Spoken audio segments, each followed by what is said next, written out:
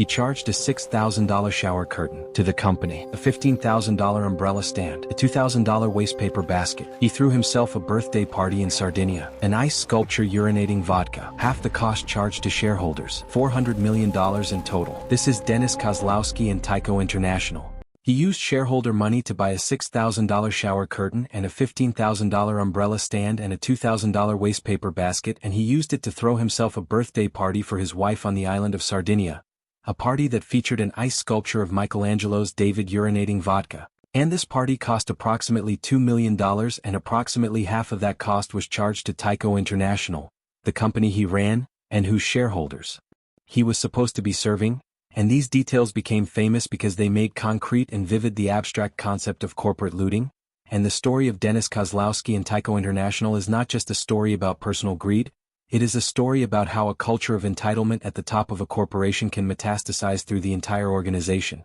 and about how the reward systems that are supposed to align executive interests with shareholder interests can instead become mechanisms for executives to enrich themselves at shareholder expense on a scale that dwarfs their legitimate compensation. Tyco International was not a company that most ordinary people had heard of before the scandal, and this was part of what made Kozlowski's actions possible for so long. Tyco was a large conglomerate that made everything from fire suppression systems to healthcare products to electronic components, and it operated in over 100 countries, and by the early 2000s it had revenues of approximately $36 billion, and it was an important company, just not a household name. And this relative obscurity combined with the complexity of its conglomerate structure made it harder for analysts and investors to scrutinize the company's finances as closely as they might have examined a more visible consumer-facing corporation. Dennis Kozlowski joined Tyco in 1975 as an auditor and rose through the organization over 2 decades to become CEO in 1992, and under his leadership Tyco grew aggressively through acquisitions,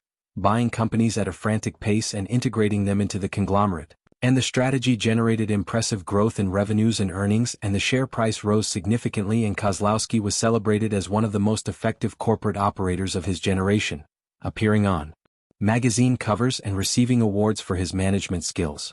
But behind the celebrated acquisition strategy, which was itself genuine in many respects, Kozlowski and his chief financial officer Mark Schwartz were systematically looting the company through a variety of mechanisms, and the primary mechanism was a company loan forgiveness program that was supposed to allow senior executives to purchase Tyco stock. The executives would borrow money from the company to buy shares, but Kozlowski and Schwartz arranged for these loans to be forgiven without proper board authorization, effectively giving themselves tens of millions of dollars without the disclosure to shareholders that would have been required if the payments had been structured as ordinary compensation. The total amount that Kozlowski and Schwartz were found to have taken from Tyco through these unauthorized means was approximately $400 million,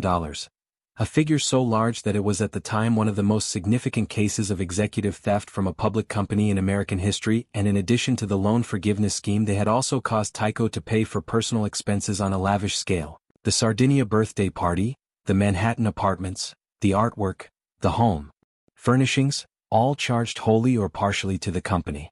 The investigation began in 2002 when investigators looking at a separate matter, a question about whether Kozlowski had evaded New York State sales tax on artwork purchases, began examining Tyco's books more carefully, and what they found triggered a full investigation into the loan forgiveness program and the personal expense payments, and in June 2002 Kozlowski resigned as CEO and was indicted on charges of grand larceny, tax evasion, and securities fraud. The first trial of Kozlowski and Schwartz ended in a mistrial in April 2004 when a juror received what was reported to be an inappropriate communication, and the second trial, which began in January 2005, resulted in conviction, and in September 2005 Kozlowski and Schwartz were each sentenced to a minimum of 8 1/3 years and a maximum of 25 years in New York State prison. Kozlowski was released on parole in 2014 after serving approximately 8 years, and Tyco itself paid a settlement of approximately $2.9 billion to compensate shareholders for the losses caused by the fraud. The Sardinia birthday party became the most enduring symbol of the Tyco scandal, and a videotape of the party,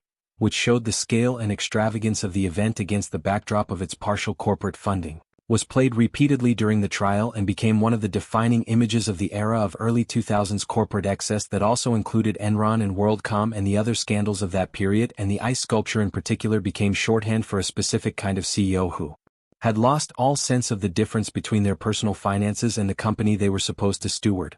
So what is the real lesson of Tyco International and Dennis Kozlowski? And the lesson is about the relationship between compensation and accountability, and Kozlowski was already one of the most highly paid executives in America through his legitimate compensation package, which included tens of millions in salary and bonus and equity, and yet this extraordinary legitimate compensation was not sufficient, and he systematically supplemented it with unauthorized takings of a similar magnitude. And the question this raises is not whether executive compensation was too high or too low. It is about the systems of oversight and accountability that are supposed to ensure that executives use their legitimate authority to serve shareholders rather than to serve themselves, and those systems failed at Tyco. The board was not sufficiently independent, the audit processes were not sufficiently rigorous, and the culture at the top of the organization reflected the values of the person who led.